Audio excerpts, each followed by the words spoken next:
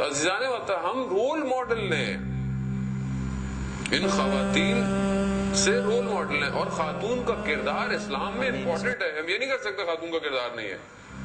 خواتین نے اپنا بھرپور کردار صدر اسلام میں ادا کیا، چاہے وہ جنگیں تھی، چاہے وہ گھروں کے اندر، شہروں کے اندر، چاہے وہ تربیت تھی. آپ کو سارے اصحاب اور مجاہد جب باہر نظر آتے ہیں تو یقیناً گھروں میں سکون تھا تو یہ باہر تھے. اور یہ خواتینوں کے کمالات تھے صدر اسلام کی کہ انہوں نے ایسی تربیت کی، ایسے ماحول دی. اور بہترین مصداق انہی خواتین کی کربلا میں نظر آتی ہے کہ کس طرح انہوں نے جو ہے وہ خیموں کے اندر رہتے ہوئے ان سخت حالات میں بھی اپنے اس وجود کو قائم رکھا. اس عظمت حضرت خدیجہ کہ جو اپنے ان سختیوں کے دور کے اندر بھی ایک لمحے کے لیے بھی، کوئی ایسی روایت نہیں ملی کہ رسول خدا کو بیٹھ کر انہوں نے ایسا کچھ کہا ہو کہ کتنی سخت زندگی آ گئی، پہلے میری زندگی بہت اچھی تھی. کیونکہ یہی کمال تھا، یہی دیکھا ہوا تھا، اپنے سامنے چیزوں کو دیکھا ہوا تھا. ہمارے ہاں زندگی میں سختی بڑھ جاتی ہے، کچھ ہو جاتا ہے تو ہم ایک دم، بیٹی شادی ہو کے کہیں گئی، ذرا سے حالات سخت ہوئے، میں تو اپنے ابا کے گھر میں بہت اچھی تھی، یہ تھا تو وہ تھا. نہیں، زندگی ایسی ہے تو یہی تو زندگی ہے، کبھی اچھا ہے کبھی برا ہے. وہ پہلے کے بزرگ بہت اچھے تھے، ہمارے بھی والدین.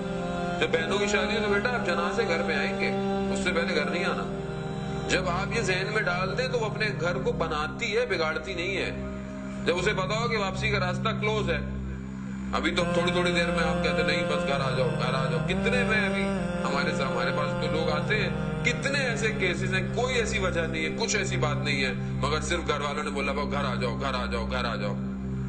گھر بیٹھی ہوئی ہے وہ بیچارہ جوان پریشان، کیا ہوا تھا، میں نے تو ابھی شادی کی تھی، قرضے لے کے تو میں نے شادی کی تھی، یہ ہو گیا وہ ہو گیا، اب وہ گھر بیٹھی ہوئی میں کیا کروں. ماں کے گھر بیٹھی ہے، صحیح ہے، میرے گھر آتی ہے تو دورے پڑنے شروع ہو جاتے ہیں. وہ ایک دوست ہمارے کہنے لگے بیچارہ جوان کہہ رہے میرے گھر آتی ہے تو میری ماں سے مشکل، اس کو پتہ نہیں کچھ ہونا شروع ہو جاتا ہے. اب وہ بیچارے کی ایک ماں ہے، ایک ہی بیٹا ہے، اور ماں بھی ویل چیئر پہ. وہ کہہ رہا ہے آغا صاحب میں بتائیں ماں کو کس کو دوں. یہ ظلم ہے عزیزان محترم. یعنی وہ ماں جس نے ساری زندگی پالا ہے، اس کو اس قابل کیا ہے، وہ شادی کے بعد اس کو کیا وہاں چھوڑ دے، کسی اولڈ ہاؤس کے اندر چھوڑ دے. یہ تربیت ہے، یہ اسلام نے سکھایا ہے. آج کی جوان لڑکیاں، ہماری مائیں بہنیں آتی ہیں، ہمیں الگ گھر چاہیے، ہمیں یہ چاہیے، وہ کون تربیت کر رہا ہے ان کی؟ میں نہیں کر رہا تو کون کر رہا ہے؟ بولے نہیں ہم تو نہیں کر رہے، تو پھر ٹی وی ڈرامے کر رہے ہیں. ہاں تو نہ دکھائیں آپ اتنے ٹی وی ڈرامے اپنی بیٹیوں بچیوں کو، تو خود بیٹھے ہوئے دیکھ رہے ہیں، وہ کیوں نہ دیکھیں؟ وہ ڈرائیو کر رہا ہے سوسائٹی کو. یہ فقدان ہوا ہے عزیزان محترم. چند ماہ نہیں ہوتے ہیں لڑکیاں گھروں میں، یہ بہت زیادہ ہو گیا ہے. یہ پہلے ہوتا تھا مطلب ایک انسان نے کوئی زندگی گزار لی کو 12-15 سال، تو وہ بھی تعجب کرتا تھا 15-20 سال بعد ایسی کیا بات ہو گئی کہ انسان ڈائیورس لے رہا ہے. لیکن ابھی تو 3-4-6 مہینے ہوتے نہیں ہے ڈائیورس،